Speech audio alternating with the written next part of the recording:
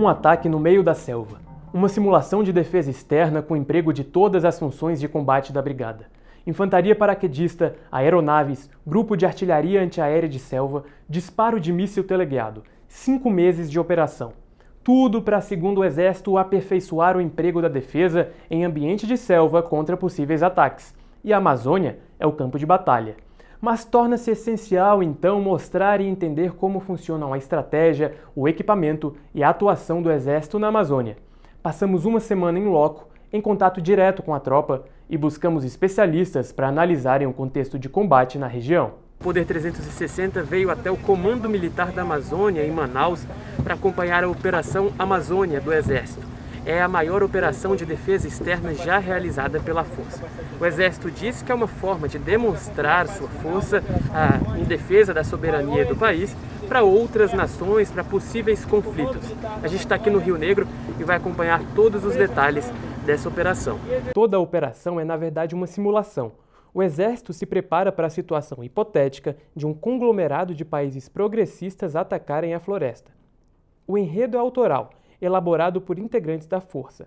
Na história fictícia, essas nações afirmam que o Brasil não conseguiria cuidar da Amazônia e colocaria o meio ambiente e as comunidades indígenas em risco. Daí, então, o Exército de Caxias reage. A fase final do ataque acontece na cidade de Porto Careiro, a 30 quilômetros de Manaus, um local com emaranhado de rios, lagos e regiões alagadiças.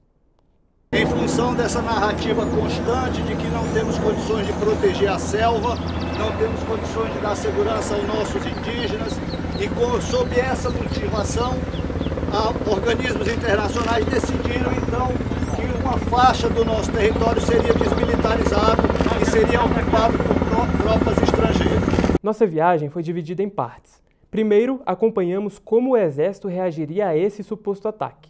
Para assistir à operação, fomos de helicóptero de Manaus para o campo de conflito, no interior do estado. Nosso segundo dia aqui no Comando Militar da Amazônia, do Rio Negro, a gente segue agora pelo céu da floresta amazônica. A gente está indo para a região de Careiro da Várzea, a 23 quilômetros de Manaus, acompanhar a última fase da Operação Amazônia, com a presença do comandante do Exército, o general Paulo Sérgio. Esse é o nosso Exército. Esse é o nosso Exército. Para cumprir a sua missão de defesa da pátria, ele tem que estar preparado. Por isso tem a instrução, a qualificação, o adestramento às operações. Já a partir do segundo dia, acompanhamos como é a rotina do combatente de selva no Centro de Instrução de Guerra na Selva. As operações na selva elas são distintas de outras operações, tendo em vista as características muito peculiares do ambiente operacional que nós estamos. A alta umidade, o alto calor, a impossibilidade de vias terrestres e acesso, a necessidade de termos uma navegação terrestre acertada, a utilização do terreno, a correta utilização do terreno, de táticas, de técnicas, de procedimentos que envolvem uma operação na selva, elas são completamente distintos em razão muito do próprio ambiente operacional que nós temos aqui. Muitos militares vêm de outros estados participar da Operação Amazônia, porque essa, na verdade, é a maior operação militar do Exército. E muitos deles, que, por exemplo, vêm de Tocantins, do Mato Grosso, passam aí pela selva amazônica, passam dias no meio da selva. Hoje a gente veio conhecer, veio saber mais como é resistir em meio à selva amazônica, ao calor, à possível falta de fogo, de água, enfim, a gente vai mostrar para vocês um pouquinho disso. O primeiro curso de guerra na selva no Brasil foi realizado em 1996, mas o centro de instrução onde estamos foi fundado em 1964. O principal objetivo dos guerreiros de selva é cumprir missões militares em diversas áreas da floresta amazônica. O treinamento ocorre em área de mata fechada, onde o Exército tem 7 bases espalhadas. A gente está aqui com o subtenente C. Fernandes, ele vai mostrar pra gente como que é o kit e a alimentação dos combatentes na selva. Ok, então essa ração operacional que a gente usa quando vai fazer operações na selva ou em outras operações em todo o território nacional. Esse tipo de pacote aqui, ele dura 24 horas e tem 4 refeições aqui dentro. Você tem café, almoço, jantar e ceia. E além disso, um kit de acessórios onde você é capaz de preparar e fazer o consumo dessa ração, onde quer que você esteja.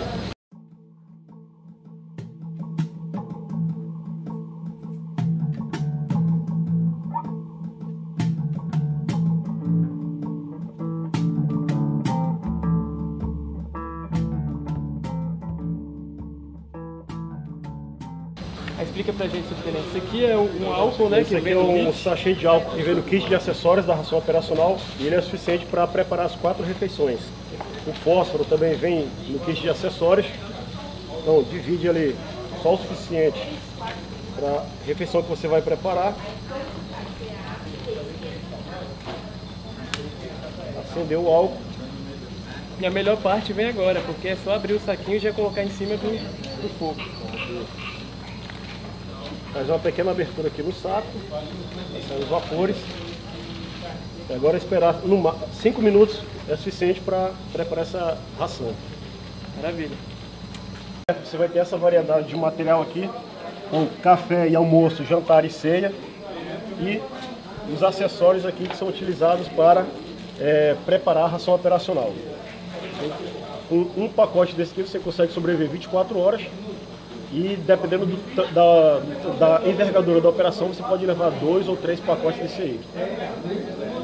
O treinamento no Centro de Instrução é considerado um dos mais difíceis e complexos do Exército Brasileiro, que prepara militares de todos os continentes para combates em florestas. Está encerrando agora os trabalhos aqui no acampamento de selva, dia puxado, dia corrido, muito calor, mas enfim, deu tudo certo. A gente está numa rede de selva, os militares ajudaram aqui a gente montar, essa é a estrutura que eles montam quando vão para o combate no meio da selva amazônica. E agora a gente vai dormir aqui para amanhã acordar cedinho, 5 da manhã, para o nosso último dia aqui na Amazônia.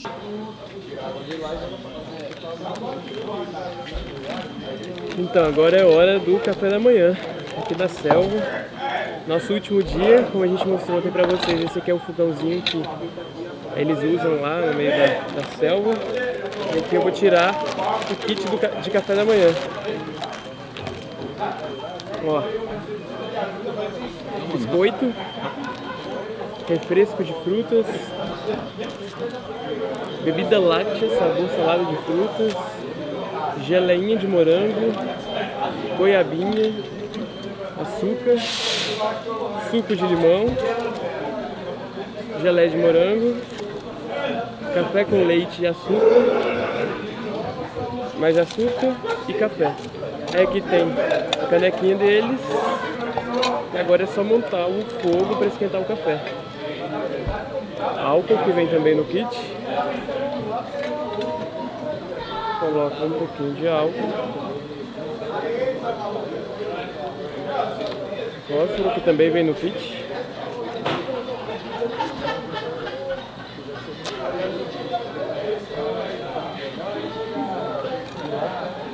Deixa aqui a caneca esquentando um pouquinho.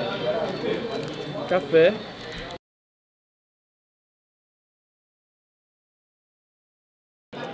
E é isso, agora é só preparar o último dia aqui na selva. A gente está fazendo agora um exercício de aferição de passos no meio da selva. A aferição de passos é uma maneira, né, dos militares se orientarem aqui nas suas missões em meio à selva amazônica e se situarem, né? Eles contam os passos e a subida, olha só, é cheia de obstáculos, algumas partes mais escorregadias, outras menos. E a gente vai fazer isso aqui para ver qual é a contagem dos nossos passos aqui na selva amazônica. Vamos lá!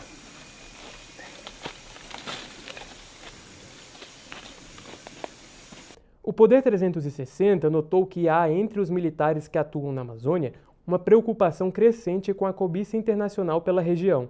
Há, em conversas reservadas, até certo receio com a presença de integrantes de nações específicas, como no caso da França.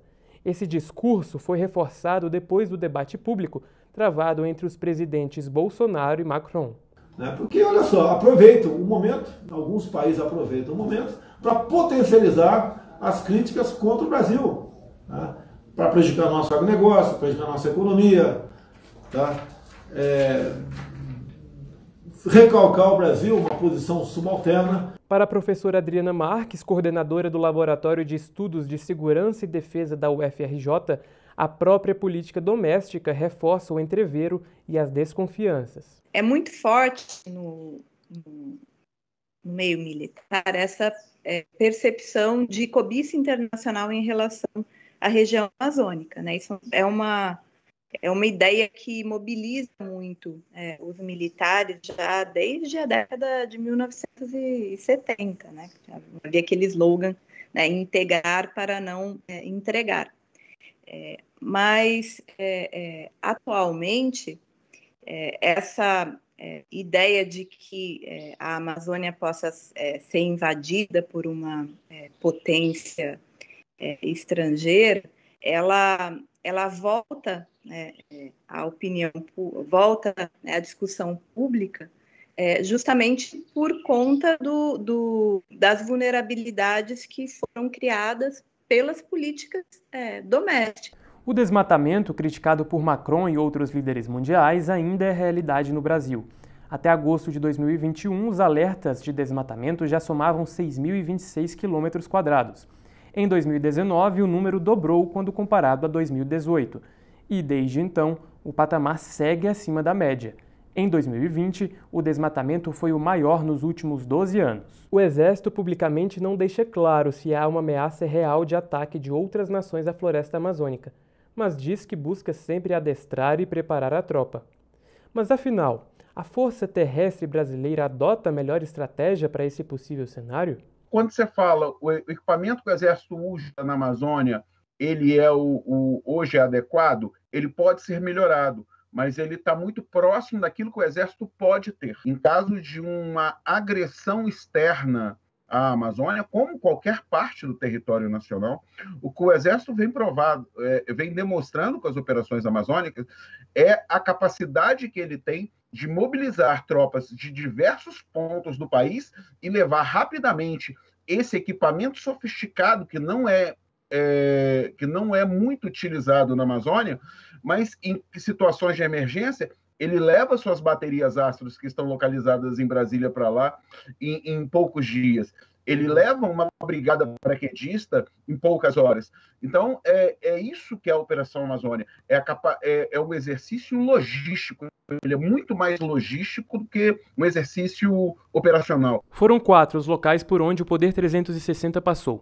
A Comunidade Brasil, no município de Careiro da Várzea, Iranduba, outro município do Amazonas, a Base de Instrução de Guerra na Selva, no chamado Quadrado Maldito, e nossa base, que foi o Comando Militar da Amazônia, em Manaus. Atualmente, apenas na região amazônica, as Forças Armadas contam com um efetivo de mais de 18 mil militares.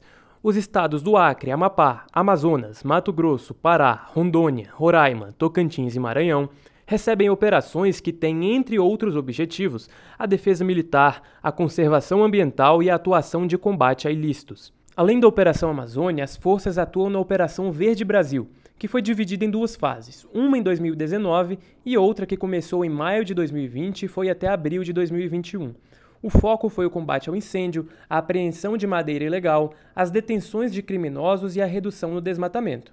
Segundo o Ministério da Defesa, houve redução no desmatamento em 15% no período de agosto de 2020 a abril de 2021. Outra operação foi a Samaúma, que durou de 28 de junho a 31 de agosto deste ano. Ela alcançou redução dos avisos de desmatamento na Amazônia Legal de 32,42%, quando comparados os meses de agosto de 2020 e de 2021. No espaço aéreo, de forma permanente e conjunta com outros órgãos de segurança pública do Brasil e de países vizinhos, a Força Aérea Brasileira mantém a Operação Ostium, com o objetivo de coibir ilícitos transfronteiriços. A vigilância do espaço aéreo brasileiro é realizada 24 horas por dia pela FAB, por meio de uma rede de radares que cobre todo o território continental do país, além de partes do Oceano Atlântico. A maior floresta do mundo concentra belezas culturais, naturais e biodiversas. Em uma região tão bela, mas igualmente complexa e difícil, o Exército é fundamental na defesa da soberania nacional. O Poder 360 continua atento às movimentações nos próximos capítulos do Poder Amazônia. Até a próxima!